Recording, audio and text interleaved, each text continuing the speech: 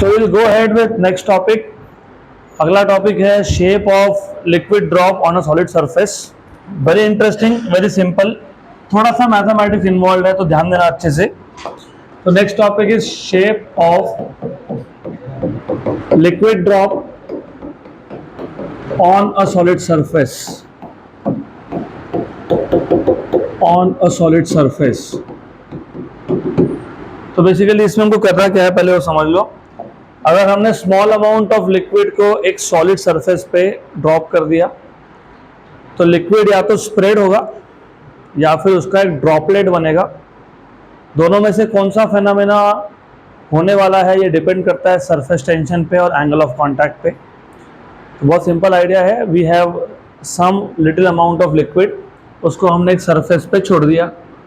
तो दो चीज़ होगी. नंबर वन मैं बता देता हूँ यहाँ पे डिमॉन्स्ट्रेट करके. तो for example if we have a small amount of liquid और उसको अगर हमने ड्रॉप कर दिया तो या तो लिक्विड स्प्रेड हो जाएगा या फिर उसका ड्रॉप बनेगा. तो और it will form a drop. तो दोनों में से क्या होने वाला है ये दो तीन फैक्टर्स पे डिपेंड करता है. कौन से दो तीन factors? Number one is surface tension, number two is angle of contact. तो when a small amount of liquid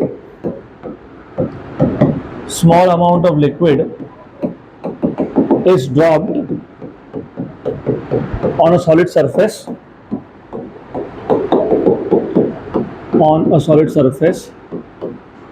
it will either spread or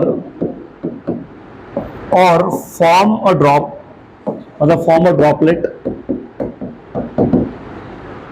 दोनों में से क्या होगा ये बेसिकली चार फैक्टर्स पे डिपेंड करता है. दो तो मैंने बता दी, एक है सरफेस टेंशन, एक है angle of contact. So which phenomena will occur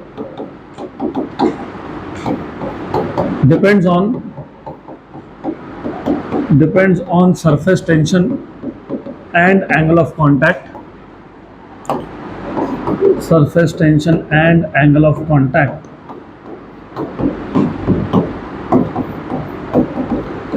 अब तक क्या है, अब तक हम लोग सरफेस टेंशन सिर्फ देख रहे थे between liquid and solid surface. तो अगर आपको याद होगा हम लोग अब तक सरफेस टेंशन की बात कर रहे थे. Surface tension is a phenomena of the free surface of liquid. यहाँ पे तीन सरफेस टेंशन आएंगे. क्यों तीन? क्योंकि देखो मैं डायग्राम ड्रॉ कर देता हूँ फिर बताता हूँ कौन से तीन टेंशन आएंगे. तो बेसिकली हमारे पास एक सॉलिड सरफेस था, इसके ऊपर हमने लिक्विड को ड्रॉप कर लिया एंड अगेन हमने दो टाइप के लिक्विड्स देखे अब तक. याद है कौन से दो टाइप के लिक्विड्स? एक जिसके लिए एंगल ऑफ कांटेक्ट एक्यूट था और एक जिसके लिए एंगल ऑफ कांटेक्ट ऑब्ट्यूज था. तो देखो या तो लिक्विड स्प्रेड होगा या लिक्विड का क्या बनेगा? ड्रॉपलेट बनेगा. अब ड्रॉपलेट का शेप क्या बनेगा वो भी डिपेंड करता है लिक्विड कौन से टाइप का है. तो when you drop small amount of liquid on a solid surface, या तो लिक्विड स्प्रेड हो गया या तो लिक्विड क्या बन गया? ड्रॉपलेट. अब ड्रॉपलेट का शेप क्या बनेगा वो डिपेंड करता है लिक्विड कौन से टाइप का है. तो दो टाइप के लिक्विड कौन से थे? एक था विच वेट्स अ सॉलिड, जैसे कि water and kerosene, angle of contact is acute. और दूसरा which does not wet a solid, angle of contact is obtuse. तो दोनों केसेस में बता देता हूं. अगर पहला केस मतलब for a liquid which wets a solid जैसे वाटर या फिर केरोसिन, तो उस केस में जो ड्रॉपलेट बनता है उसका शेप ऐसा आता है.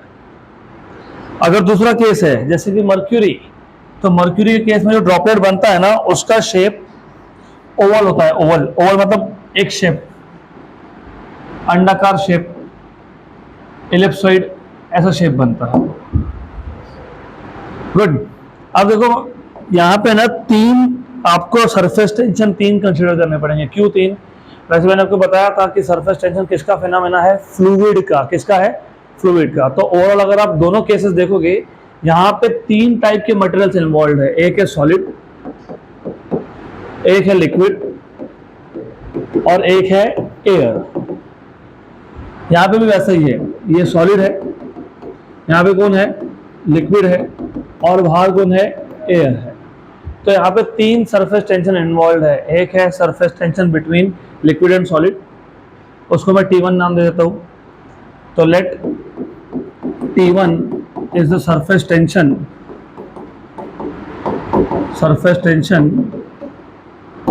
Between liquid and solid.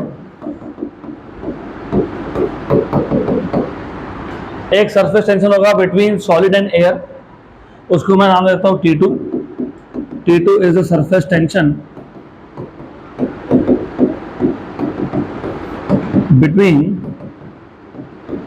Between solid and air. और तीसरा सरफेस टेंशन है T3 which is between liquid and air, liquid और एयर। तो T3 is the surface tension between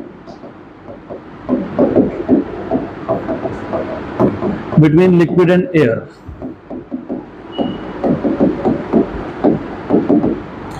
clear यहां तक? अब यहाँ पे थोड़ा कंफ्यूजन इसके लिए भी होता है कि हमने अब तक सरफेस टेंशन सिर्फ लिक्विड के लिए देखा था। सरफेस टेंशन आपने लिक्विड के देखा था ना। आपने क्या बोला था कि लिक्विड की फ्री सरफेस पे एक लाइन इमेजिन करो, उस लाइन पे जितने भी मॉलिक्यूल्स है उस पे कौन सा फोर्स लग रहा है, टेंजेंशियल। वो tangential force per unit length को क्या बोला था तुमने, सरफेस टेंशन। Correct, right.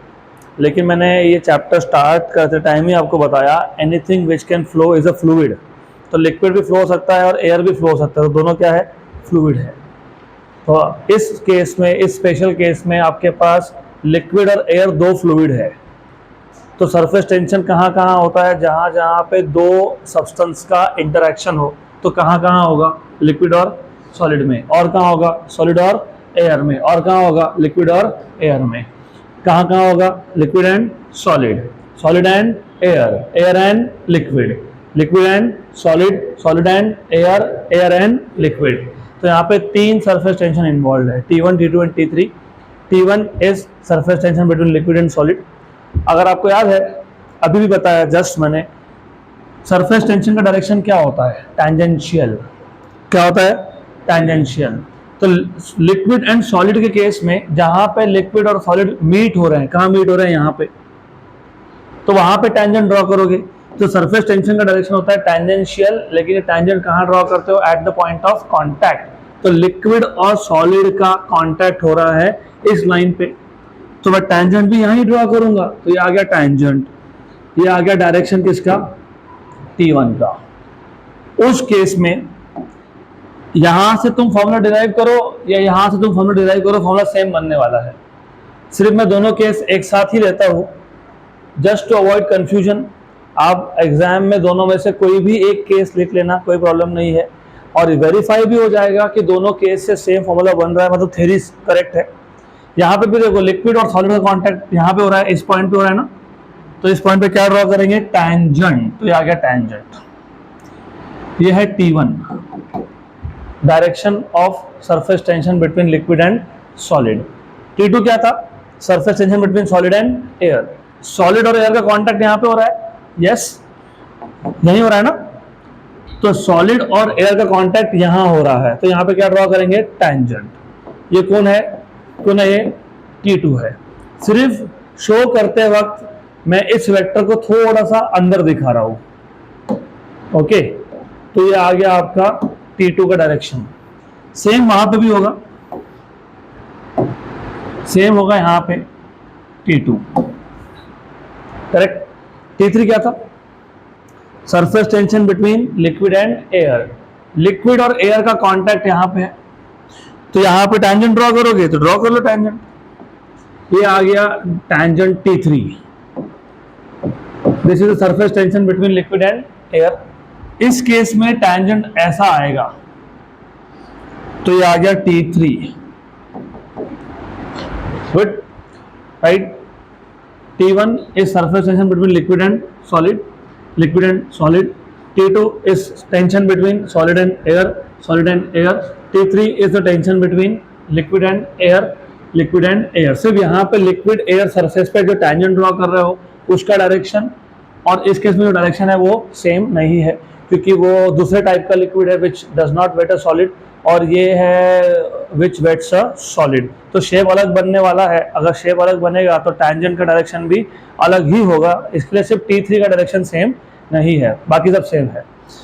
फिर उसके बाद अगर आपको याद होगा एंगल ऑफ कांटेक्ट क्या होता है, टैंजेंट से लेके तो सॉलिड के सरफेस तक का एंगल, इसको क्या बोलते हो, एंगल ऑफ कांटेक्ट। और angle of contact is the angle between solid surface and tangent but measured inside the liquid. मैंने ये बाहर का एंगल नहीं लिया, ये भी तो सॉलिड सरफेस से टैंजेंट तक का एंगल था, लेकिन हमने एंगल लिया अंदर का क्योंकि वो डेफिनेशन में था it is always the angle measured inside. तो यहां पे भी लोगे तो क्या आ जाएगा, थीटा। करेक्ट, बराबर, गुड। अब यहां तक आने के बाद थोड़ा सा आपको वेक्टर्स का बेसिक्स पता होना चाहिए। 11th का बेसिक्स चलो पता है तो ठीक है, नहीं पता तो कोई बात नहीं, मैं बता देता हूं। ये बी वेक्टर है, ये ए वेक्टर है। आपने 11th में चैप्टर नंबर 2 में मैथमेटिकल मेथड्स में वेक्टर्स टॉपिक में प्रोजेक्शन ऑफ वेक्टर ऐसा सीखा था, या फिर component of one vector on another vector, याद है क्या? वो मत पूछो, याद है? नहीं, आपकी भी गलती नहीं है, याद नहीं है तो थोड़ा सा कुछ केसेस में आपकी गलती है, बाकी केसेस में आपकी गलती नहीं है। इसको याद कैसे रखता है, उसका ट्रिक है एक, प्रोजेक्शन मतलब शैडो, बस इतना याद रखना आप। अब अगर मैं यहाँ पे खड़ा रहता हूँ और मेरे ऊपर एक बल्ब लगा देता हूँ तो मेरा क्या बनेगा, शैडो। तो यहाँ पे भी ऐसा इमेजिन करो, इसके ऊपर एक बल्ब लगा दिया, लाइट का बल्ब है, तो इसका ए वेक्टर का शैडो बनेगा। कहाँ पे बनेगा शैडो, बी पे, उसको बोलते हैं प्रोजेक्शन। तो ए वेक्टर का शैडो बी पे इतना बनने वाला है, ठीक। इसको फिलहाल मैं बोल देता हूं एक्स, और ये है angle theta, where theta is the angle between A vector and B vector. इसको सिर्फ शैडो नहीं बोलते, बस इतना है वो शैडो, लेकिन नाम अलग है, नाम है उसका प्रोजेक्शन। किसका, ए बार का, किस पे, बी बार पे। तो इसको बोलते हैं projection of A bar on B bar, या फिर component of A bar along B bar. है वो शैडो, सिर्फ नाम अलग है। तो projection of A bar on B bar या फिर projection of A bar along B bar. अगर मैं ऐसे ड्रॉ कर लूं तो क्या बन गया, ये राइट एंगल ट्राइंगल, ठीक। What is cos theta by definition, adjacent upon, adjacent कौन है यहाँ पे, एक्स, हाइपोटेन्यूज कौन है, ए, तो एक्स क्या आ गया, ए कॉस थीटा। तो मिल गया ना projection. What is projection of A bar on B bar, A cos theta, सही है। What is projection of A bar on B bar, A cos theta. अब इतना याद रखो। अब आ जाते हैं इस केस पे, ये जो T3 है इसका प्रोजेक्शन अलोंग T1, T3 का जैसे ए बार का प्रोजेक्शन अलोंग बी बार क्या था, ए कॉस थीटा। तो T3 का अलोंग T1 क्या आएगा, T3 cos theta, very good. तो ये आ गया आपका T3 cos theta, T3 cos theta, correct. यहां से देखोगे अगर ये एंगल थीटा है तो फिर ये एंगल कितना है,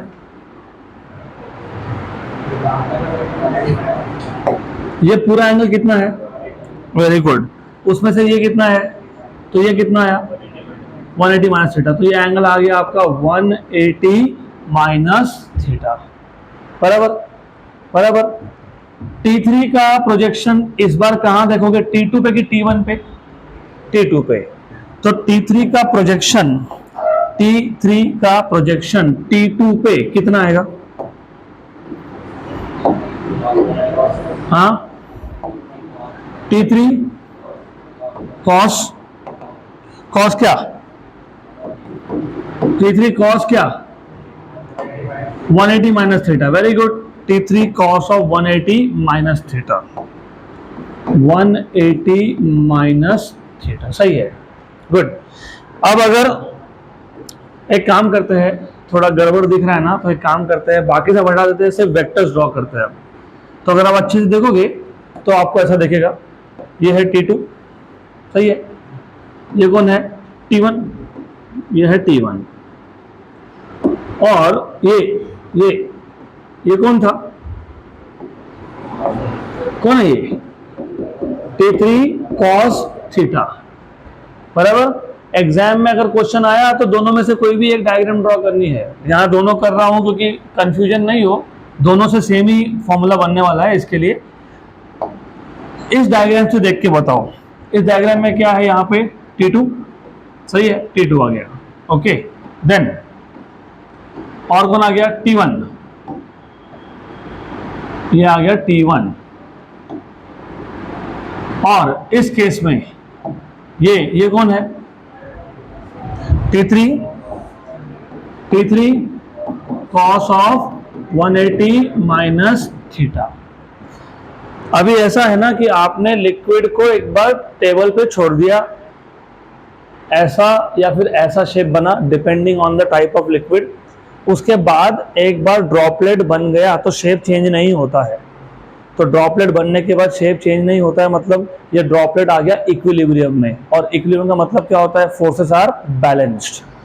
तो फोर्सेस बैलेंस होने का मतलब पता है क्या होता है, जितना फोर्स लेफ्ट साइड पे है उतना ही फोर्स राइट साइड पे है। तो under equilibrium forces are balanced, मतलब force on the left side, कौन सा फोर्स है लेफ्ट में, T2, यहाँ पे T2 है, और राइट में कौन है, T1 plus T3 cos theta. इस डायग्राम से बताओ लेफ्ट में कौन है, T2 plus T3 cos of 180 minus theta equal to T1, सही है, गुड। ये T1 को यहां शिफ्ट कर दो, तो T2 minus T1 equal to T3 cos theta, और T3 को मैंने यहां पे शिफ्ट कर दिया, हो गया। तो cos थीटा क्या आ गया, T2 minus T1 upon T3। यहां से you know what is cos of 180 minus theta, minus cos theta. What is cos of 180 minus theta, minus cos theta. तो मैं इसको लिखूंगा T2 minus T3 cos theta, लिख सकते हैं क्या ऐसा, यस, इक्वल टू क्या आ गया, T1। cos of 180 minus theta होता है माइनस cos थीटा। अब ये T1 को यहां लाया तो T2 minus equal to T3 cos theta, मतलब वापस से क्या मिल गया, cos theta equal to T2 minus T1 upon T3। तो यहां से भी वही मिलेगा आपको, T2 minus T1 upon T3 equal to cos theta, correct, good. तो दोनों से ही आपको मिल रहा है सेम फॉर्मूला, बराबर। तो अगर हमने स्मॉल अमाउंट ऑफ लिक्विड लिया होता, उसको सॉलिड के सरफेस पर ड्रॉप कर दिया होता, तो या तो वो लिक्विड स्प्रेड होगा, फैल जाएगा, जैसे पानी का केस होता है, राइट, या फिर ड्रॉपलेट बनेगा। अगर ड्रॉपलेट बनेगा तो दो केस आते हैं फिर, one for a liquid which does not wet a solid, mercury, other for a liquid which wets a solid, correct, good. Then हमने दोनों ही डायग्राम ड्रॉ किए, हमने T1 T2 T3 के डायरेक्शंस दिखा दिए, वहां से हमको मिल गया फॉर्मूला। अब ये फॉर्मूला हमारे बहुत काम की चीज है, तो हमको मिल गया formula cos theta equal to T2 minus T1 upon T3। अब ये हमको बहुत काम में आएगा, बराबर। ये जो फॉर्मूला है ना, ये हमको बताएगा कि शेप एक्चुअली बनने का वाला है कैसे। लोग 4 केसेस बनेंगे, तो इसमें 4 केसेस होते हैं, एक एक करके हम लोग डिस्कस करेंगे केसेस। तो there are 4 cases. Case number 1, T2 इसकी वैल्यू T1 से ज्यादा है, T2 की वैल्यू T1 से ज्यादा है, मतलब T2 माइनस T1 ये 0 से बड़ा है, ऐसे होगा ना। T2 की वैल्यू अगर मैंने 4 ले ली और T1 की वैल्यू मैंने 1 ले ली, तो 4 माइनस 1 क्या होता है, 3, मतलब 0 से बड़ा है, पॉजिटिव है, पॉजिटिव है ना, यस। तो T2 माइनस T1 मतलब कौन, न्यूमरेटर। तो न्यूमरेटर क्या बन गया, पॉजिटिव, करेक्ट। और अगर न्यूमरेटर ये डिनोमिनेटर से छोटा है, न्यूमरेटर अगर डिनोमिनेटर से छोटा है, मतलब T2 माइनस T1 ये T3 से क्या है, छोटा है, तो T2 minus T1 upon T3 ये 1 से क्या आएगा, छोटा आएगा, लेकिन पॉजिटिव आएगा। न्यूमरेटर पॉजिटिव था, डिनोमिनेटर भी पॉजिटिव था, लेकिन न्यूमरेटर ये डिनोमिनेटर से छोटा है, तो T2 minus T1 upon T3 less than 1 आया, लेकिन ग्रेटर देन 0 आया। But T2 minus T1 upon T3 कौन है? कॉस थीटा है। तो कॉस थीटा 1 से छोटा है लेकिन पॉजिटिव है, तो less than 1 but positive. Cos की वैल्यू पॉजिटिव कब कब होती है? कब होती है? कौन से क्वाड्रेंट में होती है? First and fourth. लेकिन एंगल ऑफ कांटेक्ट, मैंने इसलिए लास्ट लेक्चर में बताया था आपको कि एंगल ऑफ कांटेक्ट 0 से 180 ही होता है, उसके ऊपर नहीं जाता हो। मतलब तुम फोर्थ क्वाड्रेंट में तो जा ही नहीं सकते। तो दो ही क्वाड्रेंट बचे, फर्स्ट एंड सेकंड, उसमें से भी कॉस की वैल्यू क्या आ गई? पॉजिटिव। मतलब कौन सा क्वाड्रेंट? फर्स्ट क्वाड्रेंट में एंगल कहां से कहां तक होता है? 0 से 90। मतलब थीटा क्या है? थीटा क्या है? एक्यूट है। क्या है? तो अगर ऐसा कंडीशन आया T2 की वैल्यू T1 से बड़ी हुई, मतलब न्यूमरेटर पॉजिटिव लेकिन न्यूमरेटर डिनोमिनेटर से छोटा है, न्यूमरेटर पॉजिटिव है लेकिन डिनोमिनेटर से छोटा है, तो एंगल कितना आया? एक्यूट। बराबर। तो कौन सा केस बनेगा? एक्यूट एंगल कहां दिख रहा है तुमको? पहले केस में कि सेकंड केस में? फर्स्ट केस में। ये तो तुम्हारे पास डायग्राम है देखने के लिए। अगर डायग्राम नहीं हो, सिर्फ वैल्यूज दी हो, तो भी तुम बता सकते हो कि क्या होने वाला है। तो ये होने वाला है, मतलब ड्रॉपलेट बनेगा लेकिन shape will be like this, first case. तो सिर्फ एक फॉर्मूला, हमको पता ही नहीं लिक्विड कौन से टाइप का है, हमको पता ही नहीं कि शेप क्या बना, हमारे पास सिर्फ T1, T2 और T3 की वैल्यूज थी। हमने देखा कि T2 की वैल्यू T1 से बड़ी है, मतलब T2 minus T1, numerator positive है लेकिन न्यूमरेटर डिनोमिनेटर से छोटा है। बराबर। तो कॉस थीटा की वैल्यू क्या आ गई? Positive but less than 1। तो थीटा क्या बन गया? एक्यूट। थीटा एक्यूट बन गया तो हमको समझ में आ गया कि ऐसा शेप बनने वाला है। तो that is the power of mathematics. तुम मैथ्स से बता सकते हो कि फिजिकली क्या होने वाला है। गुड। केस 2। केस 2 है if T2 is less than T1। अगर T2 ये T1 से लेस है तो T2 माइनस T1 ये 0 से छोटा है, मतलब न्यूमरेटर क्या है? नेगेटिव है। न्यूमरेटर क्या है? नेगेटिव है। लेकिन न्यूमरेटर का मॉड वैल्यू, न्यूमरेटर का मॉड वैल्यू, मॉड, ये डिनोमिनेटर से छोटा है। मैं बताता हूं तुमको थोड़ा, मैथ्स को प्रोसेस करने में टाइम लगता है। एग्जाम्पल बता देता हूं। मान लेते हैं न्यूमरेटर -3 है। कितना है? -3। डिनोमिनेटर +4 है। कितना है? +4। तो न्यूमरेटर नेगेटिव हुआ कि नहीं? हुआ ना, -3। लेकिन -3 का मॉड कितना आता है? +3। वो डिनोमिनेटर से क्या है? छोटा है। वही लिखा मैंने यहाँ। सही है? बराबर। गुड। अभी समझ लेना कि मैं क्या बोल रहा हूँ यहाँ पे अच्छे से। इस केस में होता क्या है फिर? इस केस में याद रखना T2 minus T1 upon T3 ये लेस देन आएगा -1। Actually T2 minus T1 by T3 less than -1 क्यों लिखा मैंने? क्यों लिखा? अभी तो बताया, ऊपर लिखा हुआ है T2 माइनस T1 क्या है, तो ये नेगेटिव है, इसकी साइन उधर दे दी। हाँ बराबर। अभी अगर मैं इसको उल्टा लिखने जाऊं, T1 minus T2 upon T3 लिखने जाऊं, तो मैं क्या लिखूंगा? +1। क्या लिखूंगा? +1। बराबर। पर मैं वैसे लिखने नहीं वाला, सिर्फ मैं काम करूंगा ना, दिस इज इंपॉर्टेंट ना, मैथमेटिक्स। ये बताए क्या है? Cos theta. इस केस में कॉस थीटा की जो वैल्यू होती है वो -1 से बड़ी होती है लेकिन 0 से छोटी होती है।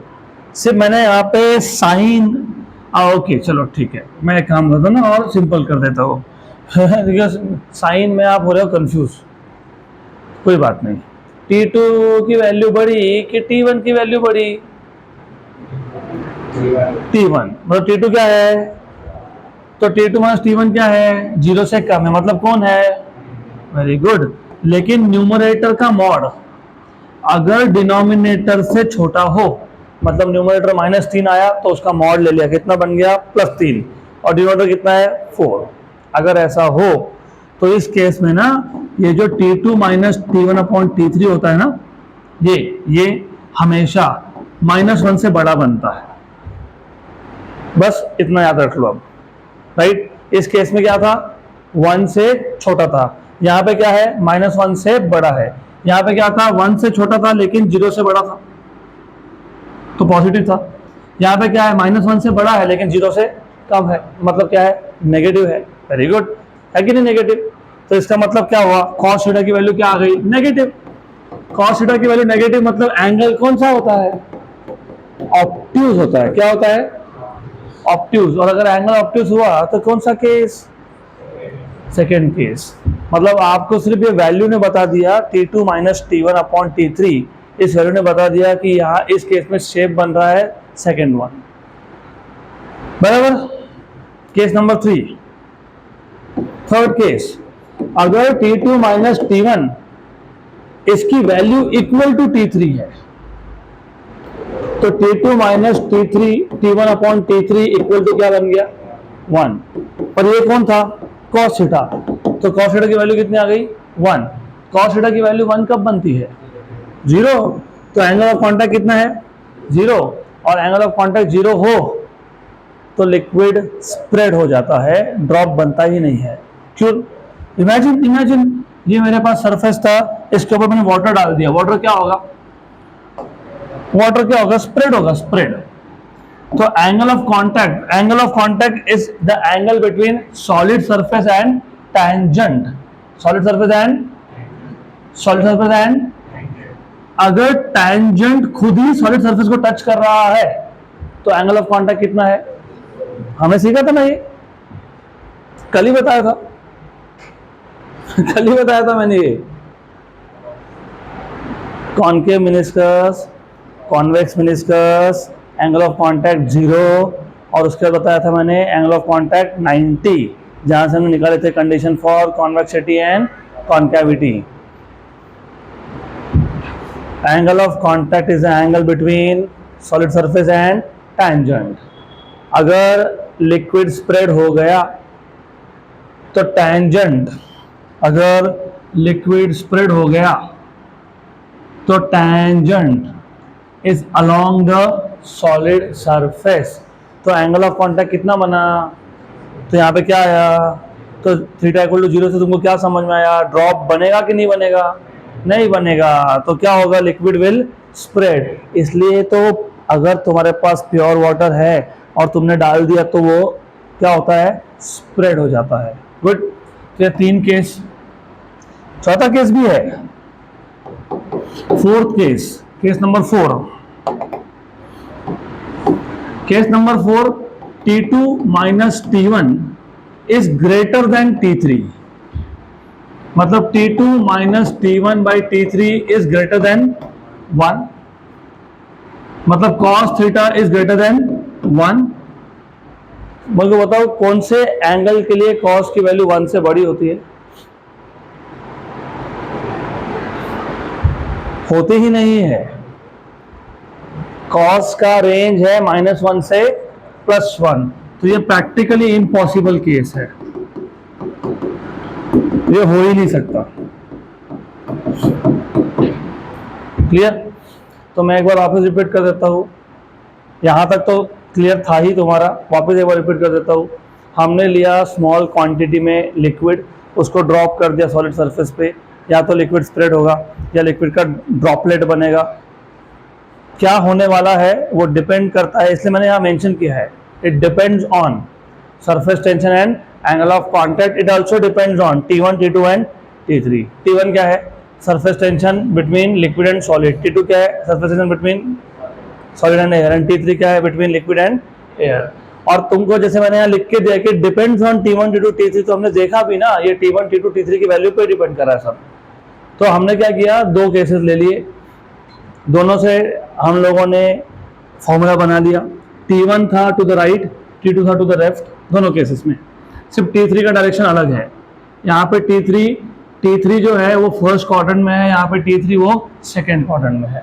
तो जब आप मैथमेटिकली इसको सॉल्व करोगे तो एक फॉर्मूला बन जाएगा cos theta equal to T2 minus T1 upon T3। ये जनरल फॉर्मूला है, ये तुम कहीं भी अप्लाई कर सकते हो, ऐसे केसेस के लिए। अब इससे 4 केसेस बनते हैं। 4 केस कौन से बनते हैं?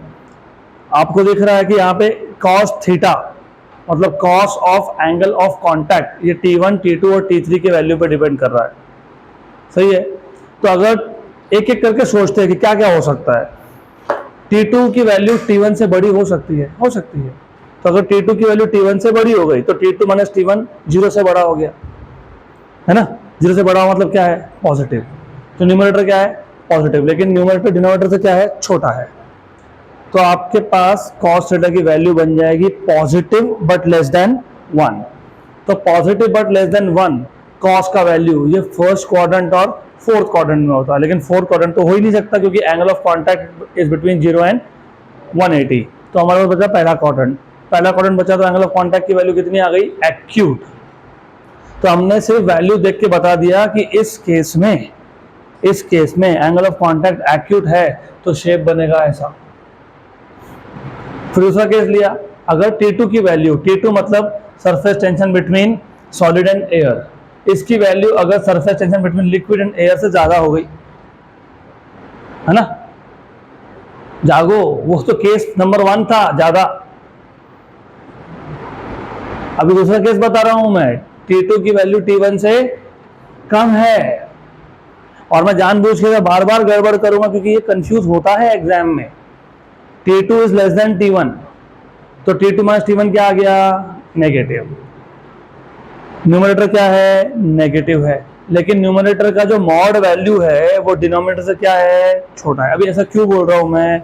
मुझे सिर्फ बताना इतना था कि न्यूमरेटर नेगेटिव है, डिनोमिनेटर पॉजिटिव है, लेकिन जो पूरी वैल्यू है न्यूमरेटर अपॉन डिनोमिनेटर करके जो वैल्यू आई वो 0 से -1 के बीच में, ऐसा मुझे बताना था।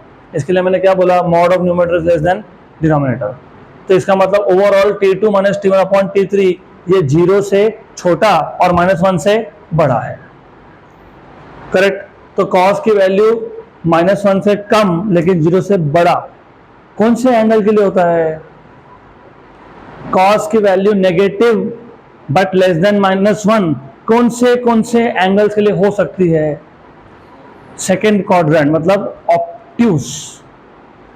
तो एंगल ऑफ कॉन्टैक्ट क्या आ गया? ऑब्ट्यूस। तो कौन सा स्ट्रक्चर बनेगा? सेकेंड। तीसरा, ऐसा सोचते हैं कि चलो न्यूमरेटर और डिनोमिनेटर की वैल्यू सेम हो गई, मतलब T2 minus T1 is equal to क्या आ गया? T3। तो T2 minus T1 upon T3 क्या आ गया? Equal to 1। तो cos थीटा कितना आ गया? 1। तो थीटा कितना हो गया? थीटा 0 होने का मतलब पता है क्या होता है? Tangent drawn to the liquid surface and the solid surface are in the same direction. ऐसा अगर हुआ तो ड्रॉपलेट बनेगा ही नहीं, लिक्विड विल स्प्रेड। और चौथा केस पॉसिबल नहीं है क्योंकि यहाँ पे हमने बोला कि cos थीटा की वैल्यू 1 से बड़ी हो गई। cos थीटा की वैल्यू 1 से बड़ी और -1 से छोटी हो ही नहीं सकती। इसके लिए चौथा केस क्या है? प्रैक्टिकली इम्पॉसिबल है। गुड। अब आने वाले 2 टॉपिक प्योरली थ्योरी है, तो ध्यान देना। अब तक हमने एंगल ऑफ कॉन्टैक्ट क्या होता है ये समझ लिया ना? एंगल ऑफ कॉन्टैक्ट क्या होता है? तो बताओ क्या होता है? Angle of contact is the angle between the tangent and the solid surface measured inside the liquid. अब हमको देखना है कि ये जो एंगल ऑफ कॉन्टैक्ट किस किस पे डिपेंड करता है। तो factors affecting angle of contact, factors affecting angle of contact. मैंने अभी आपको बोला कि कुछ लिक्विड है जिसके लिए एंगल ऑफ कॉन्टैक्ट एक्यूट होता है, कुछ होता है जिसके लिए ऑब्ट्यूस होता है। किसके लिए एक्यूट होता है? For a liquid which wets a solid. और किसके लिए ऑब्ट्यूस होता है? For a liquid which does not wet a solid. मतलब मर्क्यूरी और ग्लास के लिए क्या होगा? ऑब्ट्यूस। और केरोसिन और ग्लास के लिए क्या होगा? एक्यूट। मतलब एंगल ऑफ कॉन्टैक्ट किस पे डिपेंड कर रहा है? लिक्विड और सॉलिड के टाइप पे, राइट। तो देखो पहला फैक्टर क्या लिखा हुआ है नोट्स में, पहला फैक्टर आपको लिख के दिया हुआ है। क्या लिखा हुआ है? देखो क्या लिखा हुआ है? The nature of the liquid and the solid in contact. So angle of contact depends on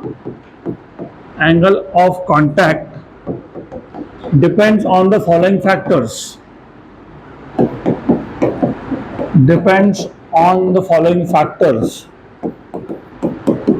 उसमें से जो पहला है, it depends on nature of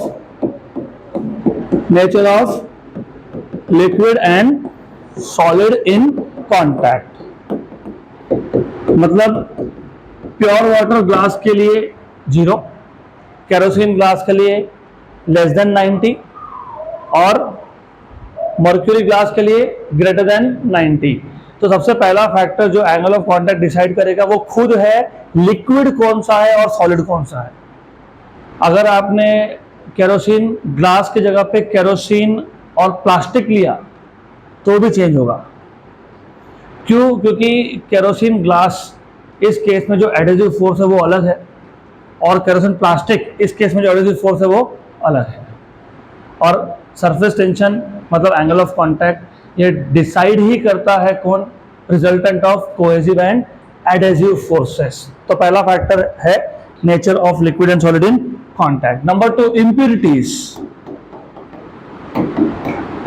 अगर मैं प्योर वाटर और क्लीन ग्लास लेता हूं तो एंगल ऑफ कांटेक्ट आता है 0. अब उसी प्योर वाटर में मैंने नमक डाल के मिक्स कर दिया तो एंगल ऑफ कांटेक्ट चेंज होगा ना. तो सॉल्ट, नमक क्या है? इम्प्यूरिटी है. तो इम्प्यूरिटी भी डिसाइड करेगा कि एंगल ऑफ कांटेक्ट की वैल्यू क्या आने वाली है. Number 3, temperature. नॉर्मली ऐसा देखा गया है कि जब टेम्परेचर बढ़ता है तो एंगल ऑफ कांटेक्ट कम होता है. So generally angle of contact decreases with increase in temperature. लेकिन अगर टेम्परेचर में कांस्टेंट रखूं तो एक गिवन सॉलिड लिक्विड पेयर के लिए एंगल ऑफ कांटेक्ट क्या रहेगा? कांस्टेंट रहेगा. तो कौन से 3 फैक्टर है जो एंगल ऑफ कांटेक्ट को अफेक्ट कर सकते हैं? Nature of liquid and solid. ये तो कब से बोल रहे हैं हम लोग. मर्क्यूरी ग्लास के लिए अलग, वाटर और ग्लास के लिए अलग, केरोसिन और ग्लास के लिए अलग. मतलब ये तो क्लियर था कि it will depend on the type of liquid and the type of solid. Number 2, impurities. Number 3, temperature. अगर टेम्परेचर बढ़ेगा तो एंगल ऑफ कांटेक्ट कम होगा. नॉर्मली ऐसा होता है. एक्सेप्शनल केसेस 1-2 लिक्विड्स होते हैं जिसमें अलग हो सकता है, लेकिन मोस्ट ऑफ द लिक्विड्स के लिए एंगल ऑफ कांटेक्ट की वैल्यू कम होती है विद इंक्रीज इन टेम्परेचर. इसका मतलब ये भी होता है कि अगर मैंने टेम्परेचर कांस्टेंट रखा तो एक गिवन पेयर के लिए, गिवन पेयर मतलब जैसे केरोसिन और वाटर हो गया, टेम्परेचर में चेंज कर नहीं रहा, मतलब टेम्परेचर क्या है? कांस्टेंट है. और मैंने लिक्विड कौन सा लिया? केरोसिन. सॉलिड कौन सा लिया?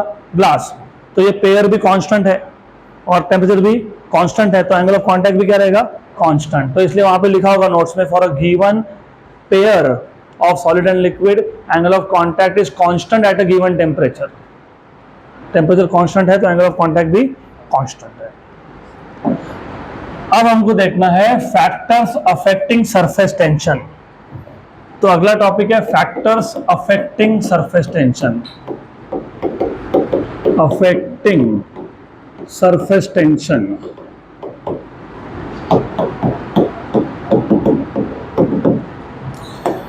यहाँ पे भी 2 फैक्टर्स है which can affect surface tension. और देखो जनरली क्या है ना, ये 2 टॉपिक में कंफ्यूजन ही रहता है हमेशा. Factors affecting angle of contact और factors affecting surface tension. Factors affecting surface tension के points factors affecting angle of contact में लिख के आते हैं और factors affecting angle of contact के पॉइंट्स वहां पे लिख के आते हैं. दोनों अलग चीज है, रिलेटेड है लेकिन अलग अलग है. हमने इससे पहले क्या देखा? Factors affecting angle of contact. अभी क्या देख रहे हैं? Factors affecting surface tension. Factors affecting angle of contact कितने थे? यहाँ पे कितने हैं? 2. पहला है effect of impurity. Effect of impurity. अब इम्प्यूरिटी भी 3 टाइप की होती है. एक जिसको तुम बोलते हो सोल्यूबल, एक जिसको तुम बोलते हो स्पैरिंगली सोल्यूबल, और एक जिसको तुम बोलते हो इनसोल्यूबल। ये बहुत इंटरेस्टिंग चीज है, वेरी इंटरेस्टिंग। तो अगर हम लिक्विड में एक सोल्यूबल इम्प्योरिटी मिक्स कर दे तो उस केस में सरफेस टेंशन की वैल्यू होती है इंक्रीज, बाकी दोनों केसेस में होती है डिक्रीज। तो व्हेन, मैं एग्जांपल भी दूंगा, don't worry, when a soluble impurity is mixed with liquid, is mixed with liquid, it is seen that surface tension increases, surface tension increases. Example, water, अभी वाटर का नाम लिया ही है तो थोड़ा पी भी लेता हूँ। गुलाब जामुन खाया? गुलाब जामुन अच्छा होता है ना, उसके साथ चाशनी भी आती है, पता है? वो चाशनी पता है क्या होता है? Water mixed with sugar, sugar is completely soluble in water. तो वही केस की बात कर रहा था मैं। रियल लाइफ में इतना फिजिक्स है ना, तुम ढूंढने जाओगे तो हर जगह पे दिखेगा। अब एक बार बताओ, मैंने पानी लिया और पानी में मैंने, उतने ही पानी में मैंने बहुत सारा शक्कर मिक्स कर दिया, तो आपको क्या लगता है सरफेस टेंशन किसका ज्यादा होगा? शुगर सॉल्यूशन, और इसलिए घाटा बन जाता है ना, वो ठीक हो जाता है वो, राइट? तो हो गया लाइव एग्जांपल। अगर हमने एक सोल्यूबल इम्प्योरिटी जैसे कि शुगर या सॉल्ट मिक्स कर दिया वाटर में, तो उसका सरफेस टेंशन बढ़ जाएगा, बराबर? तो when a soluble impurity is mixed with liquid, it is seen that surface tension increases, और इन दोनों केसेस में होता है डिक्रीज। इसका भी तुमको मैं लाइव एग्जांपल देता हूँ। लाइव मतलब जो तुमने प्रैक्टिकली देखा है, लाइव तो नहीं दे सकता मैं, बट प्रैक्टिकली तुमने कहीं ना कहीं क्या हर किसने यूज किया ही है। तो ऐसा है,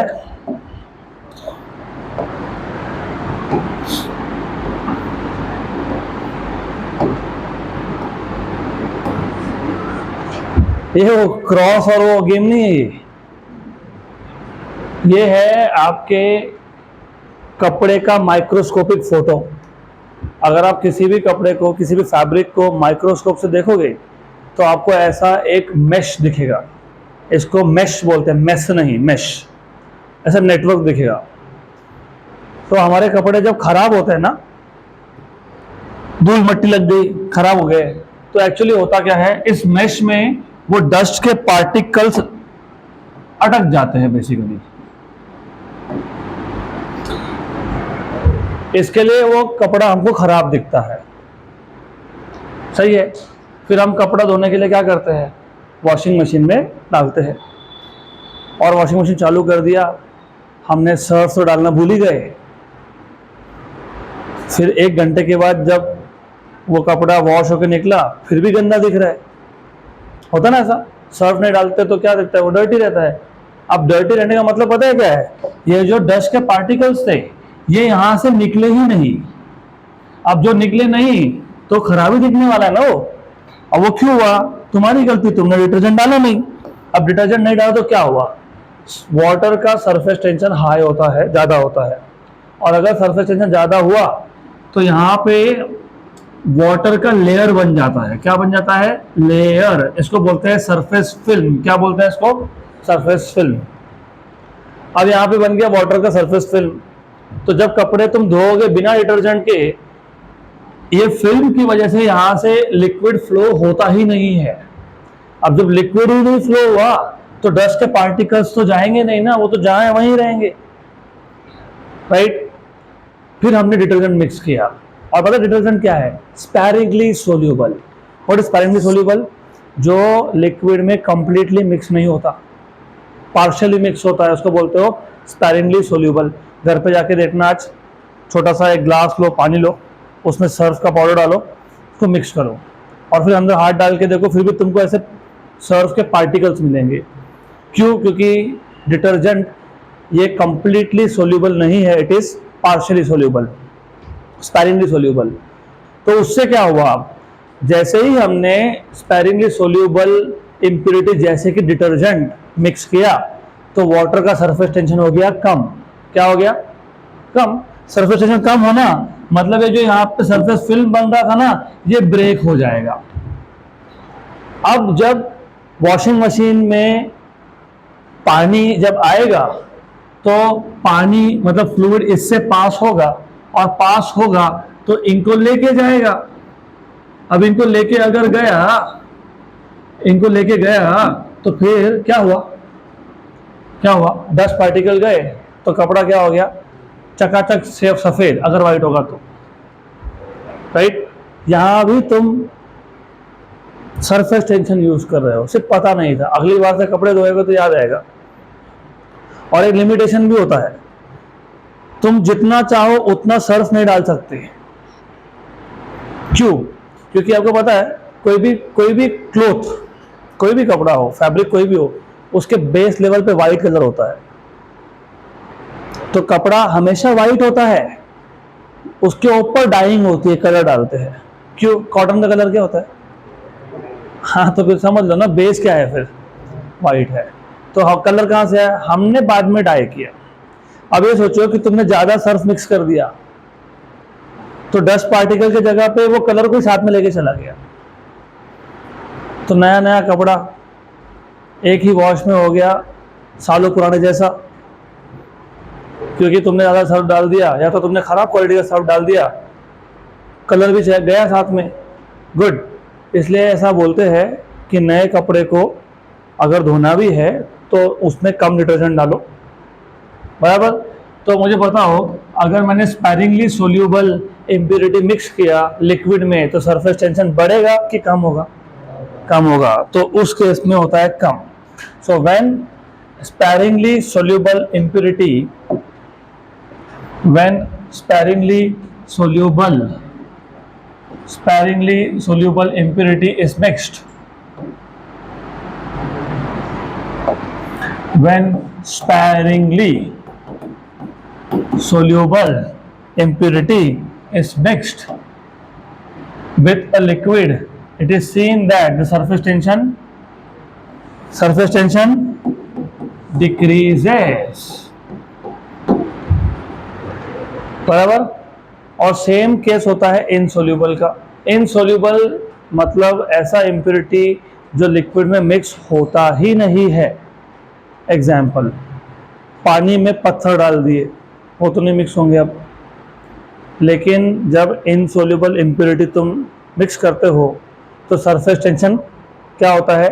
कम होता है। अब कम क्यों होता है उसका भी रीजन है, इतना डिटेल तुमको नोट्स में नहीं मिलेगा, but I want you to know, तब जाके कनेक्ट होगा कि ऐसा क्यों हुआ। चलो एक बात बताओ, सरफेस टेंशन का मॉलिक्यूलर थ्योरी याद है क्या आपको? क्या था? एक कंटेनर था, उसमें एक लिक्विड था, सरफेस फिल्म था, हमने 3 मॉलिक्यूल लिए थे, A molecule deep inside, B molecule within the film and C molecule on the surface. बराबर? ए मॉलिक्यूल पे नेट फोर्स क्या था? 0। बी और सी पे नेट फोर्स था कोहेसिव डाउनवर्ड्स, इसलिए फिल्म के मॉलिक्यूल जाते हैं नीचे, इसलिए फिल्म में मॉलिक्यूल हो जाता है कम, और इसके लिए वहां पे आता है टेंशन, जिसको तुम बोलते हो सरफेस टेंशन।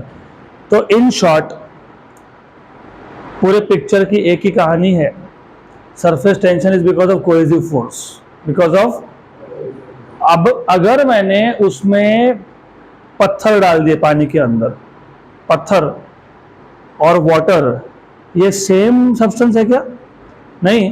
तो स्टोन और वाटर, इसमें एडहेसिव फोर्स होगा कि कोहेसिव होगा? एडहेसिव। पत्थर डालने से पहले एडहेसिव फोर्स था क्या? नहीं। अभी है क्या?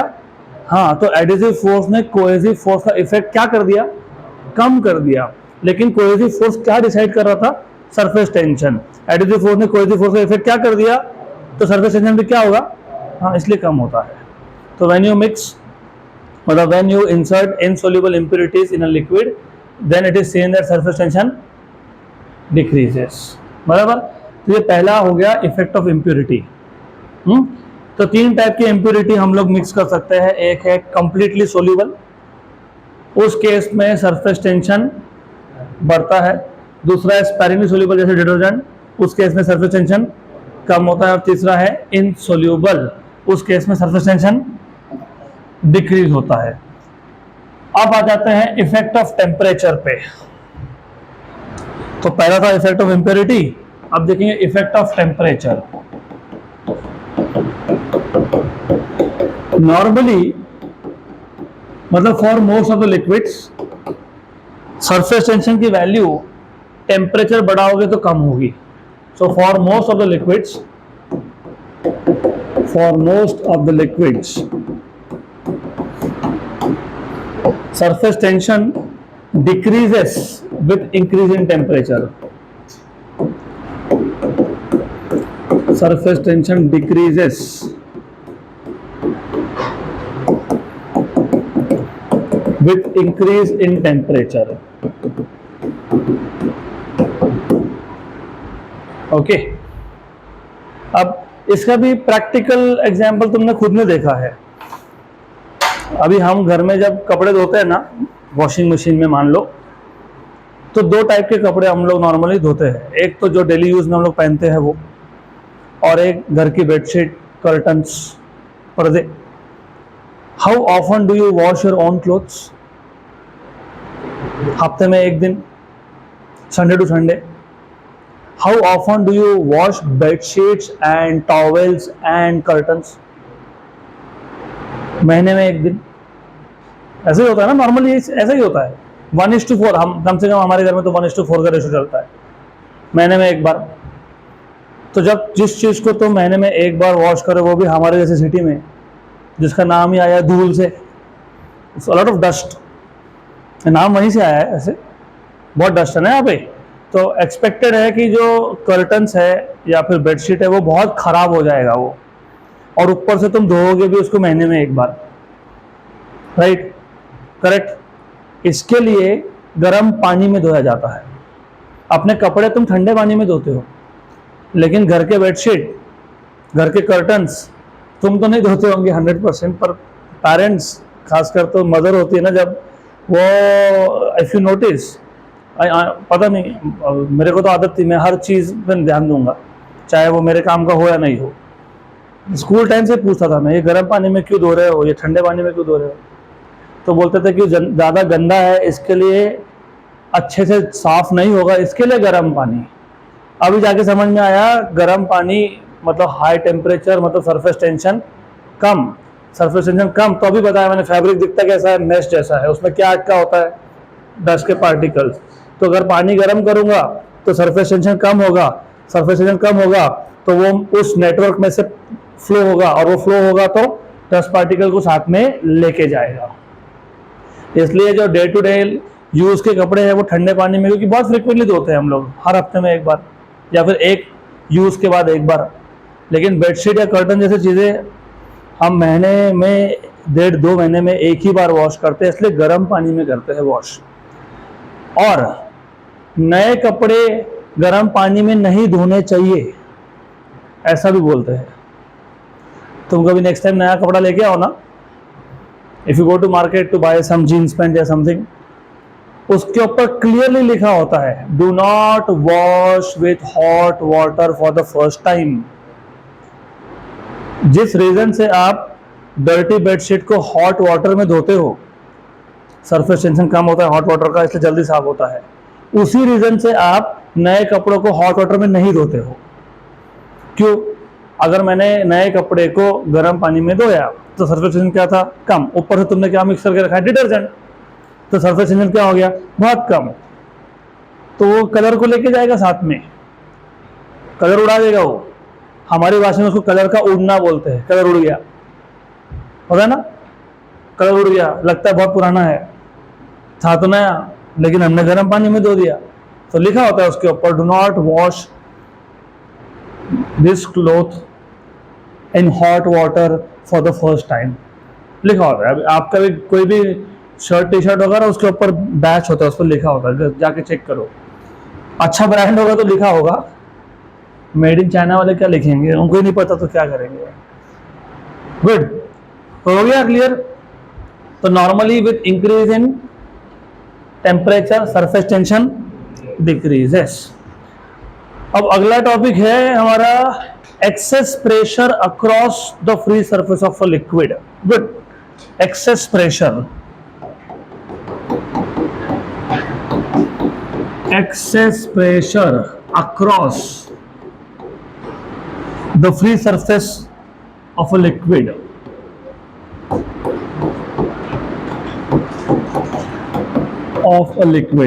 again very interesting, a very simple but purely theoretical topic. Before I go ahead with this topic, what is the meaning of excess? दो टाइप के एक्सेस होते हैं ना, एक ये एक्सेस है और एक ये एक्सेस होता है। और सुजुकी एक्सेस मत बताना मेरे को, मैं गाड़ी की बात नहीं कर रहा, मैं इंग्लिश वर्ड की बात कर रहा हूँ। Suzuki access, access, what is the meaning of first, what is the meaning of second?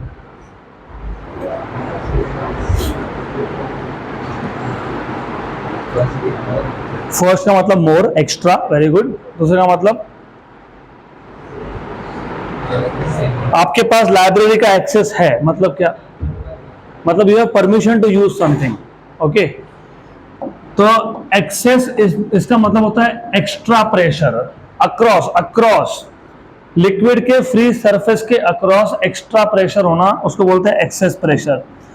अब सबसे पहले आपको ये पता होना चाहिए, हमने ऑलरेडी देखा था जब हमने सरफेस टेंशन डिफाइन किया था, जो भी फ्री सरफेस ऑफ लिक्विड था उस पे हमने एक इमेजिनरी लाइन ड्रॉ किया था, उस पे जो मॉलिक्यूल्स थे वो सारे मॉलिक्यूल्स क्या एक्सपीरियंस कर रहे थे? फोर्स। कौन सा फोर्स? Tangential force. तो ये बेसिक याद रखना पड़ेगा तुमको, अगर बेसिक्स नहीं पता, पिछला नहीं पता, तो आगे का समझ में नहीं आएगा फिर। तो यू नीड टू नो, मैं लिख देता हूं लेकिन you have to know. We know that molecules on the free surface of liquid, molecules on the free surface of liquid experiences, क्या एक्सपीरियंस करते हो? एक्सपीरियंसेस कौन सा फोर्स? Tangential force. और ये टेंजेंशियल फोर्स क्यों आता है? Due to surface tension, due to surface tension. अभी इसको दिमाग में फिट करके रख लो, किसी भी लिक्विड के फ्री सरफेस पे जो मॉलिक्यूल्स है वो टेंजेंशियल फोर्स एक्सपीरियंस करते हैं due to surface tension. Tangential मतलब ग्रेजिंग, साइडवाइज, बराबर, टेंजेंट, टेंजेंशियल फोर्स, बराबर। अब ये जो टेंजेंशियल फोर्स होता है ये डिसाइड करता है कि लिक्विड सरफेस का शेप क्या बनेगा, वो प्लेन बनेगा कि वो कॉन्वेक्स बनेगा कि वो कॉन्केव बनेगा। तो याद रखना, अभी आपको समझेगा कि शेप कॉन्वेक्स या कॉन्केव क्यों बना सरफेस का। तो this tangential force, actually this tangential बोलने की जगह पे the resultant force due to surface tension, the resultant force due to surface tension due to surface tension decides shape of liquid surface, shape of liquid surface and the pressure across the liquid surface, across the liquid surface। तो ये जो tangential forces का जो resultant है वो decide करता है कि लिक्विड सरफेस का शेप क्या बना और लिक्विड सरफेस के अक्रॉस मतलब ऊपर और नीचे प्रेशर की वैल्यू सेम होगी कि नहीं होगी। अगर सेम नहीं होगी तो कौन से साइड पे ज्यादा होगी, बराबर, करेक्ट। तो लिक्विड के सरफेस पे जितने भी मॉलिक्यूल्स है वो क्या एक्सपीरियंस कर रहे थे? Tangential force because of surface tension. तो जो टेंजेंशियल फोर्सेस है इनका रिजल्टेंट क्या डिसाइड करता है? शेप। किसका शेप? लिक्विड सरफेस का। और क्या डिसाइड करता है? Pressure across the surface. तो एक एक करके देखते हैं। नंबर 1, अभी यहाँ पे ना ज्यादा लिखने का काम है नहीं, तो मैं तुमको सिर्फ समझा दूंगा कि क्या होता है। पहला केस है plane liquid surface. Plane surface मतलब फ्लैट सरफेस। दूसरा केस है कॉन्केव, या जो भी नोट्स में सिक्वेंशियली कॉन्वेक्स है तो कॉन्वेक्स। तो प्लेन लिक्विड सरफेस। दूसरा केस है कॉन्वेक्स लिक्विड सरफेस। तीसरा केस है कॉन्केव सरफेस।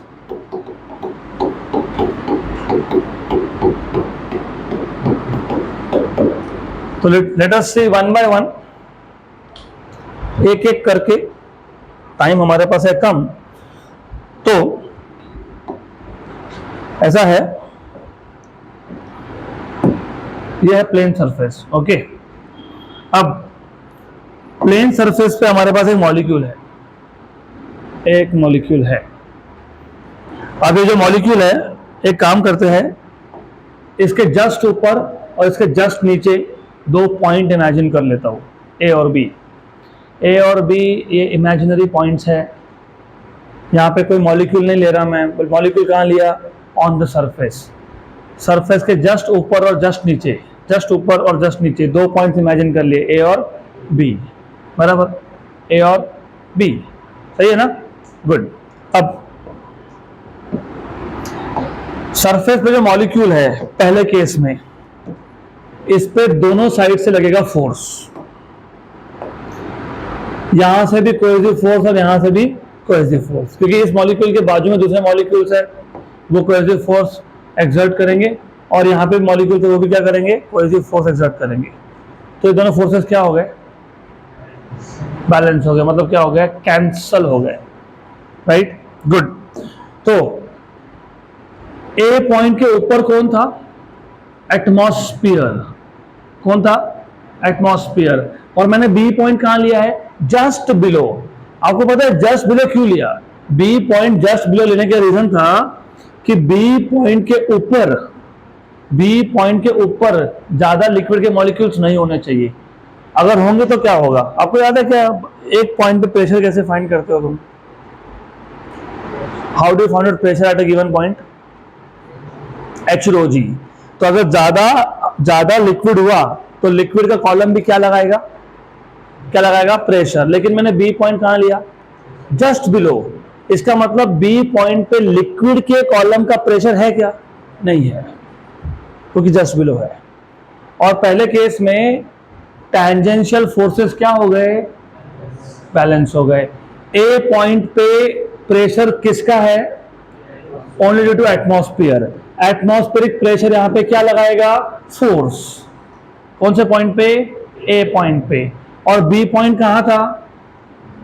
Just below. मतलब बी पॉइंट के ऊपर भी प्रैक्टिकली सोचोगे तो क्या है? एटमॉस्फेयर। इसका मतलब ए और बी दोनों पॉइंट पे फोर्स आ रहा है बिकॉज ऑफ एटमॉस्फेयर। मतलब ए और बी पॉइंट पे फोर्स सेम है, तो प्रेशर भी सेम है। तो ए और बी पॉइंट पे प्रेशर भी क्या है? सेम है। मतलब जब आपके पास एक प्लेन लिक्विड सरफेस हो, flat liquid surface, plane liquid surface, उसके अक्रॉस, उसके जस्ट ऊपर और जस्ट नीचे प्रेशर भी क्या होता है? सेम।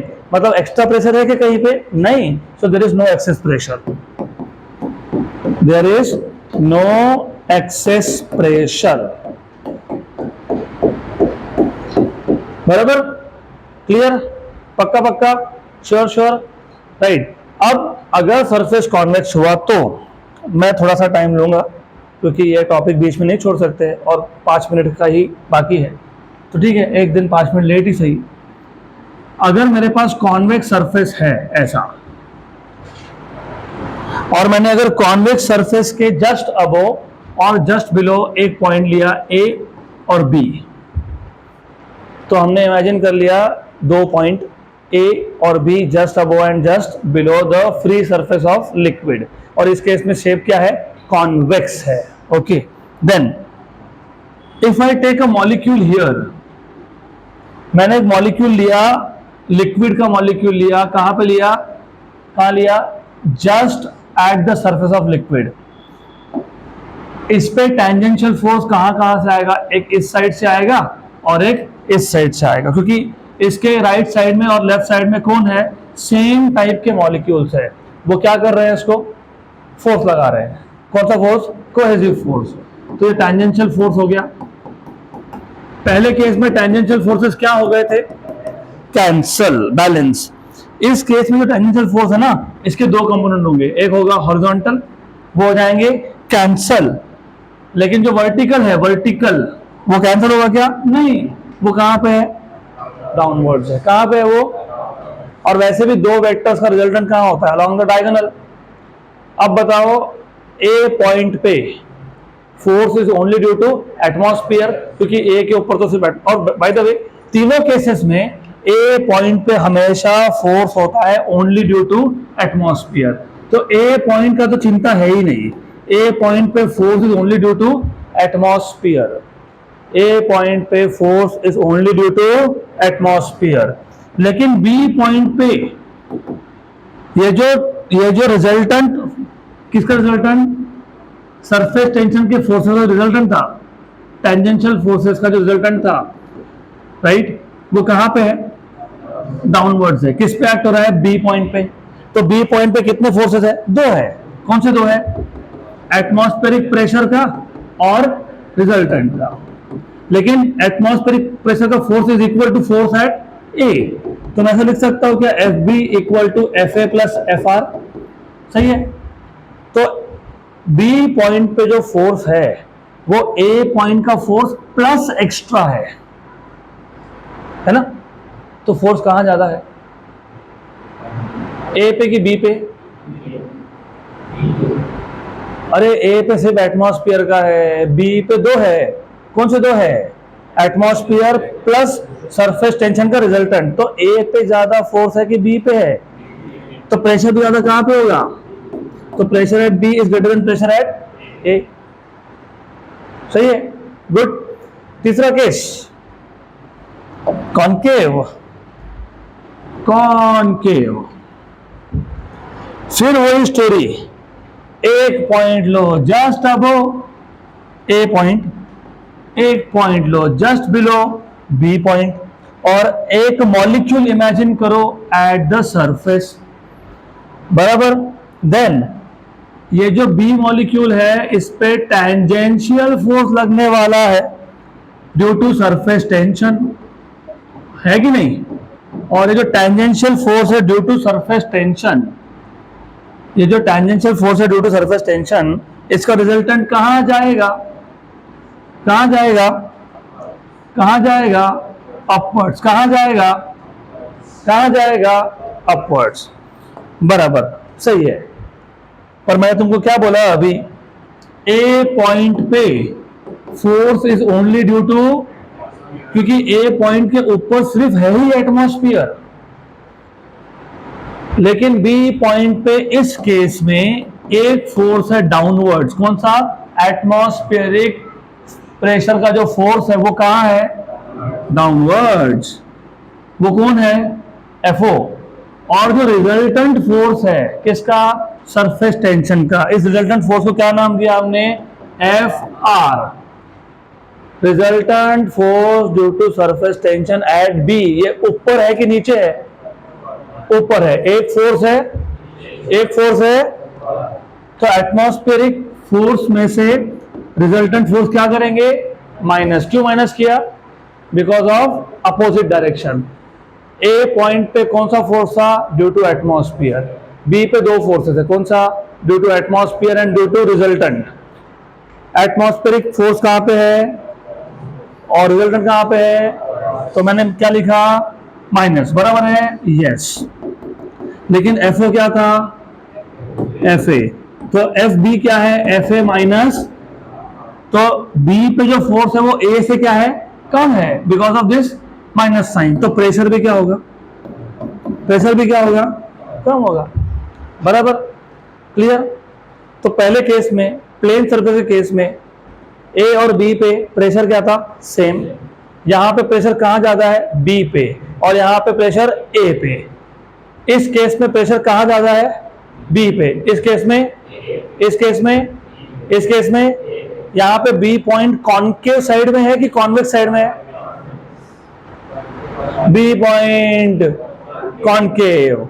यहाँ पे ए पॉइंट कहाँ है, A point concave, B point concave, इस केस में ए पॉइंट कॉन्केव। यहाँ पे प्रेशर कहाँ ज्यादा था, बी पे। सेकेंड केस में बी कहाँ है, कॉन्केव साइड, ए कहाँ है, कॉन्वेक्स। तो प्रेशर कहाँ ज्यादा है, मतलब कॉन्केव साइड पे, और कहाँ कम है, कॉन्वेक्स। यहाँ पे ए कौन सी साइड में है, कॉन्केव, और बी कहाँ है, प्रेशर कहाँ ज्यादा है, कॉन्केव साइड पे, काम कहाँ है, मतलब क्या समझ में आया, pressure on the concave side is always greater than the convex side.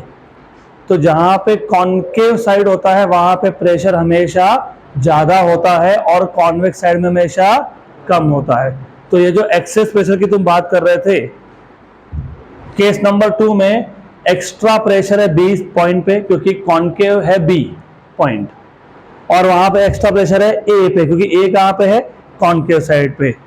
तो प्रेशर ज्यादा कॉन्केव साइड पे होता है कि कॉन्वेक्स पे, कॉन्केव। याद रखना, अगले क्लास में काम में आएगा। So that's it for today.